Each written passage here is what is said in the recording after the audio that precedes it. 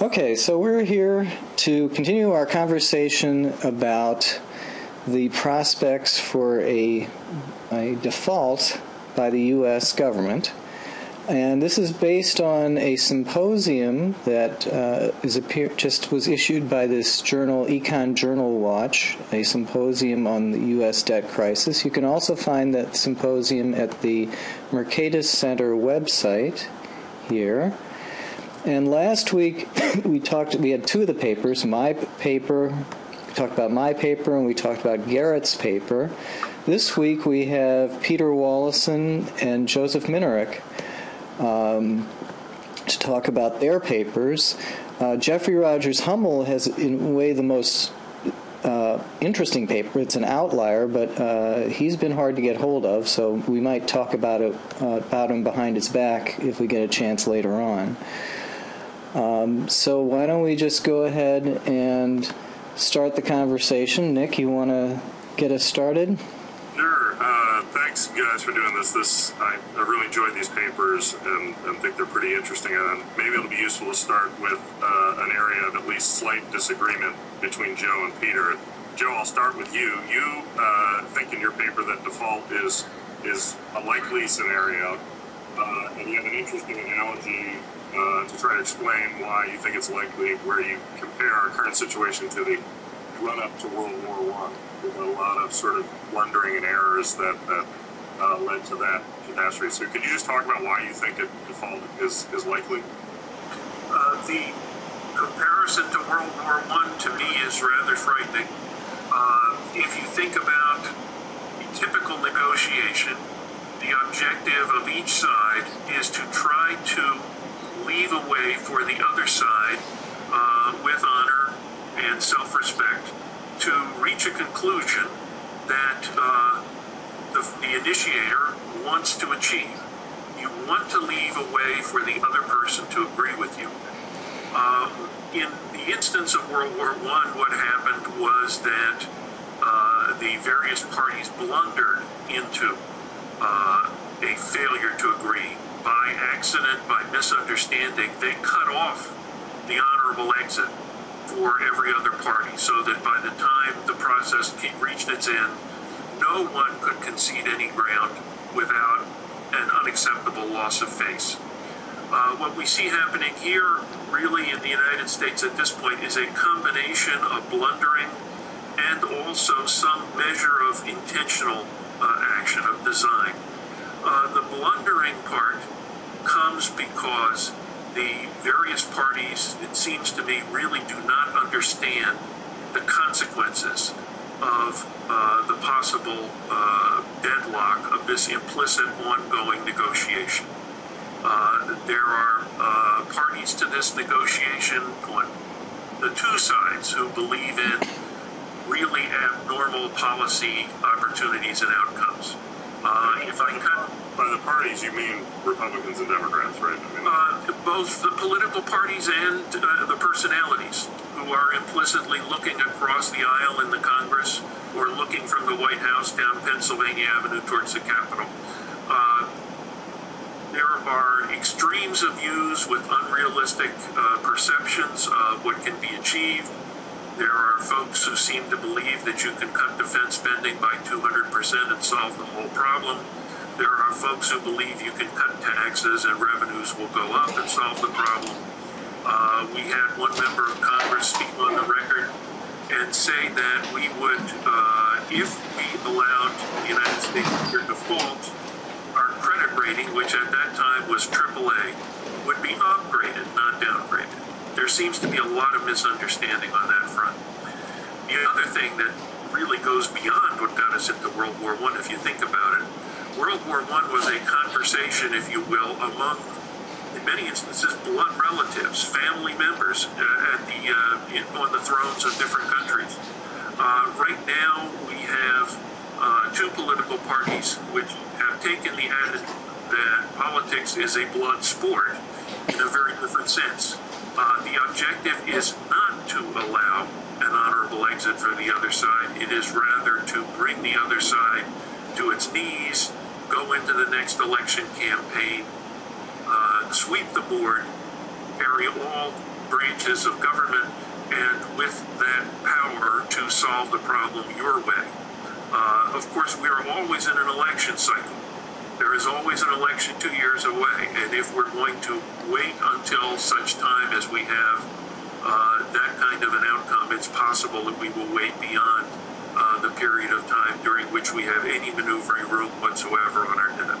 Okay, so the political dynamics are such that make you very pessimistic about some kind of compromise that might address the situation. But Peter, I understand from your paper, you don't think that a default is likely. You don't discount the problems of the political process and the and the dynamics that he's talking about, but you end up thinking that default's not likely. Can you talk about why?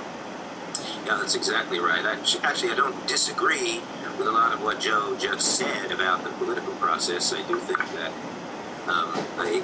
he exaggerates a bit about blood sport and so forth, but the important point is that the political process will always adopt the line of least resistance. There is no chance, in my judgment, that the political process would ever adopt the idea of default.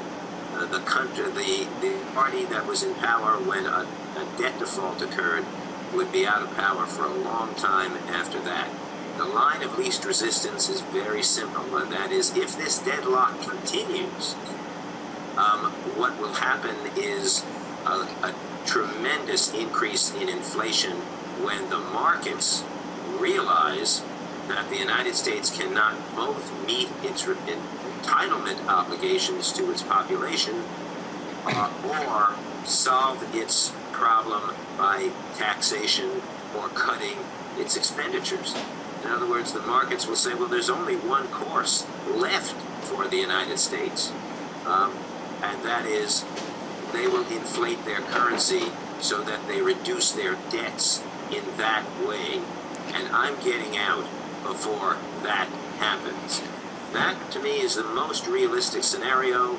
We don't have any idea when such a scenario will actually come to be, because oddly, the markets made up of millions of individual decision makers seem to make decisions very quickly at some point and panic altogether.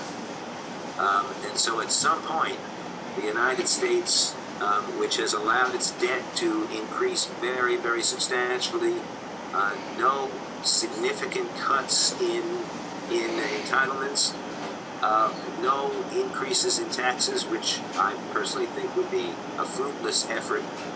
The way Congress operates, it simply creates more revenue, which Congress will then spend. So the actual activity has to be the very difficult problem, the very difficult task of cutting the entitlements in some way. And if that isn't accomplished because of deadlocks in our political system, with one party being in control either of the presidency or one of the houses of Congress, and essentially in a blocking position to prevent a resolution of the entitlement situation, well, then there is only one alternative, and the markets will see it as that, and that is inflating the currency, which will result in huge increases in interest rates on U.S. government debt. We don't know when this will occur, at what point the markets will snap, but there will be huge increases in government interest rates, of course making the debt worse, but that will trigger an inflationary spiral that will be far worse than the one that we saw in the late 70s. And that, I think, as I said in the paper, will trigger ultimately some kind of political settlement with one party gaining control of all the levers of government, and then taking the action that that party thinks would be the appropriate one, which is either sustaining the entitlements through general taxation and general revenues, or cutting the entitlements and leaving taxes where they are or cutting them. I want to push back on that, if I can. I want to ask two questions. The first one is, mechanically, how would the inflation occur given that we have an independent central bank? So let's say a scenario comes like 5 years from now when we have, we're out of a recession. So, the economy is, so there's no reason for the Fed to want to expand the money supply. But investors panic because of the political situation. Interest rates shoot up. So at that point, what happens? Do we see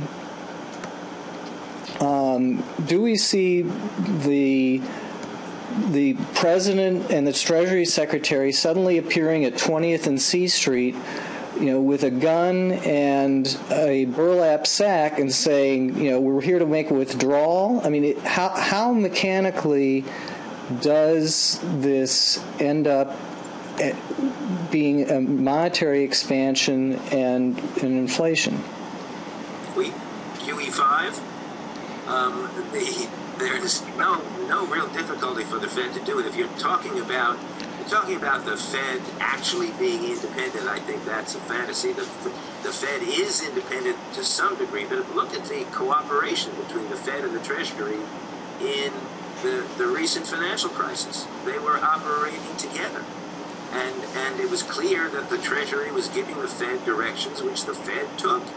And the Fed is actually following the Treasury's directions today concerning what the Treasury and the President would like the Fed to be doing to stimulate the economy. 5 years from now, Arnold, we will look back at this. We will have substantial inflation, I believe, coming from the way the Fed is behaving today, keeping interest rates at zero or until 2014 or possibly 2015. And we'll say, well, why would they do something like that? They're independent. They're supposed to be concerned about monetary policy and keeping inflation down. But we know, of course, that the Fed has more obligations than just that. The Fed also has obligations to maintain a high level of employment, and all of those things put the Fed right back into coordinating its fiscal policy and its monetary policy with whatever the election returns tell it. Okay. Then my follow-up is, let's say we do get inflation. As you suggested, inflation doesn't really solve the debt problem because so much of our debt is forward-looking. That is, it's the expanding gap between what we're promising on entitlements and what the taxes will support that. So that you get more inflation, you just you inflate your debts more, and you cause interest rates to rise. So I agree with you. It's self-defeating, but it is the course of least resistance. It really would reduce our obligations on the contracted debt. It actually increases the obligations on Social Security and the other entitlement obligations, and will certainly have that effect. But it's much easier to do that than it is to get one of the political parties to agree in advance to cutting entitlement costs. And isn't that scenario even more scary than an actual default? Because you not only, with a default, you target some specific bondholders and say, well, you guys lose money. With a general inflation, especially one that gets out of control, you wipe out everybody's savings in the whole economy. I'm not sure that the follow-on to that is the Democrats or the Republicans take over. It might be something like out of Weimar, or how that ended. Well, I also don't disagree with you on that. I think that ultimately inflation does exactly the same thing as default, except that in the case of a default, that is a specific moment in time in which the United States has essentially said we are incapable of meeting our obligations, and that, to me, is something that the American people would not stand for. As I said at the outset, I think politically that's a non-starter.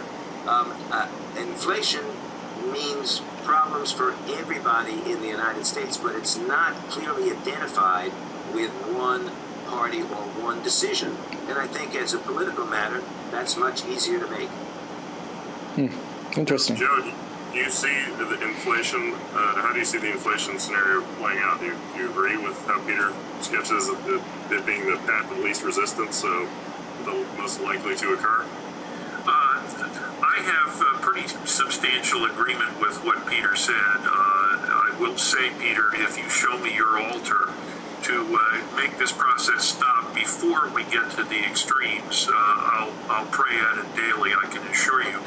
My concern, the analogy that makes sense to me in looking at this entire process, and I'm stepping back and looking a bit more globally for a moment, there are people who have heart attacks, who survive the heart attacks, recognize the failures in their self-control, in their background. They stop eating as poorly, they change their diets, they exercise, they go on to lead long and healthy lives. There are other people who have heart attacks and they die immediately. I think that in part what Peter is talking about, that I'd like to try to articulate a little bit, is the difference between the former therapeutic heart attack, if you will, and the latter fatal heart attack. So one of the questions is, when the hammer falls on this process, does it happen in such a way that the nation can pick up the pieces with relatively limited damage? Or does it happen in a fashion that causes enormous suffering on the part of our population generally? If we get to the point that we've been talking about, the first cause of inflation will be a big drop in the value of the dollar, which will increase the cost of all of our imports.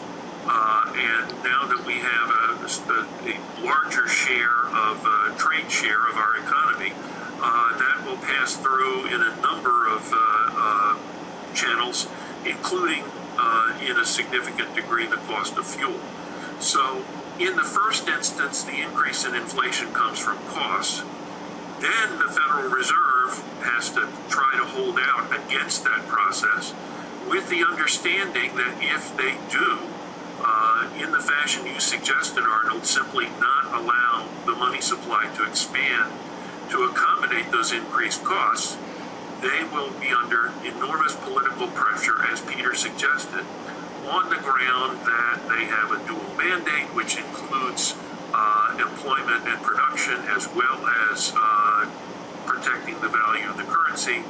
They may very well not be able to take the political heat of allowing an enormous decline in production and employment because of the immediate attributable direct costs that people will feel. So, Arnold, you're correct. It is possible to head off that kind of generalized inflation. The cost in terms of household well-being would be considerable. Do they have the stomach for that? I think that's really the question. Do they try to somehow walk a tightrope to minimize the loss of output and the loss of employment while keeping something of a lid on prices? I can't imagine. It's hard for me to imagine that the Federal Reserve would lean all in one direction, try to contain the growth of the money supply in the face of an enormous drop in employment. It'd be a very, very difficult political situation for them. One of the things that struck me about all of the papers is there was very little discussion of growth being something that may be a dynamic that works to the nation's advantage. Maybe we could start with Peter and then Joe and Arnold if you have comments on it. Right? Is this just baked in? Is this crisis, whether it's a default, whether it's a hyperinflation, just baked in the cake, and there's nothing that can be done we can't grow our way out of the problem at all. It's just the problem is too large for growth to actually address it in some meaningful way. I don't really agree that in theory we could not get out of this problem through growth. I do think we actually could. However, I don't think that until there is a resolution of the disputes between the two parties in some significant and lasting way, that we will be able to solve this problem. Now, my own view, of course, is, this is no surprise to anyone, but my view would be that we have to put a cap on spending, a very significant cap on spending, somehow. And then we have to probably cut taxes. That would produce growth, and the growth would gradually reduce our obligations, our debt obligations, over time. And that's a very possible way that this could work out. But in my paper, I tried to outline in a very summary way why I think that is not the most likely thing to happen. And that is because the two parties have two completely different views of what is good for the country. And in the middle, between these two parties, I'll call it in the middle, it may not be actually in the middle, it's just off there somewhere else, is a group of independents who have no idea what is good for the country. They go from one party to the other. If one party fails, they go to the other party, and if the other party fails, they go back to the first party. They move back and forth like cargo that isn't strapped down in a ship that is moving in heavy seas. And as long as that happens, the two parties are going to compete in some way for those independents, because that is the possibility of giving them control of more than one house. Should it ever happen that one party controls the presidency and both houses of Congress and the Senate in sufficient size to actually then, that is to say, to get over the filibuster problem, to actually then be able to put its policies into place, we could have a solution to this problem, one way or the other.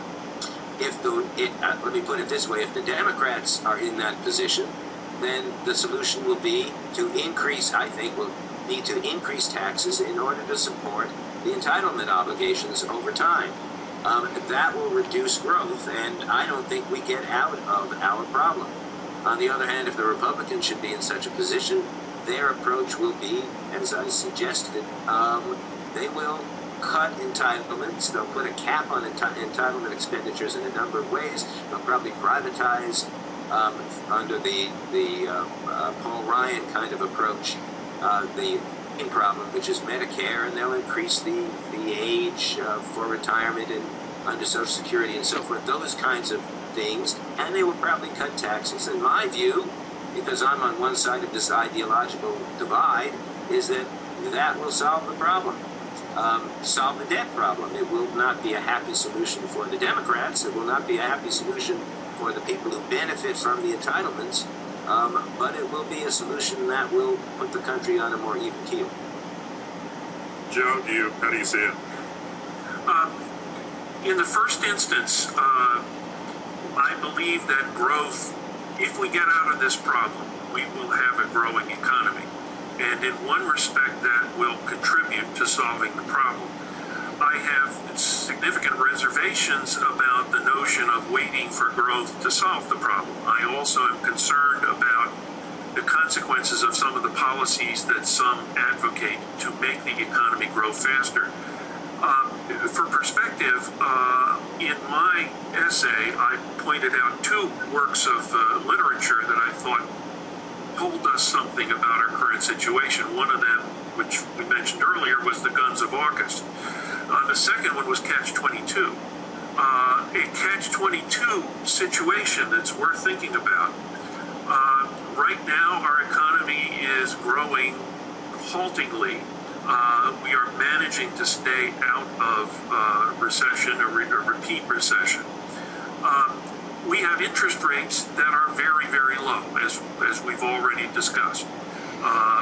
Treasury bills yielding less than 0.25% per year. If we return to normal growth, and if as a result we return to normal good times, low inflation interest rates, and I'm loading the deck here to make the most positive case I can, we're going to be looking at T-bill rates that will be more like 4% annual yield. That's an increase in the cost of servicing every T-bill of a factor of 16. So one of the catch-22 situations that I see in our current environment is that growth is not an unalloyed benefit. To the extent that we're piling up all this debt, which is to some extent unavoidable because the economy is so weak, we are building up the base upon which we are going to have to pay interest at higher interest rates when the economy recovers to more normal times. Let's look at another angle there, and that is, and I will differ with Peter here, so I'm going to have to differentiate which of his altars I'm going to pray at.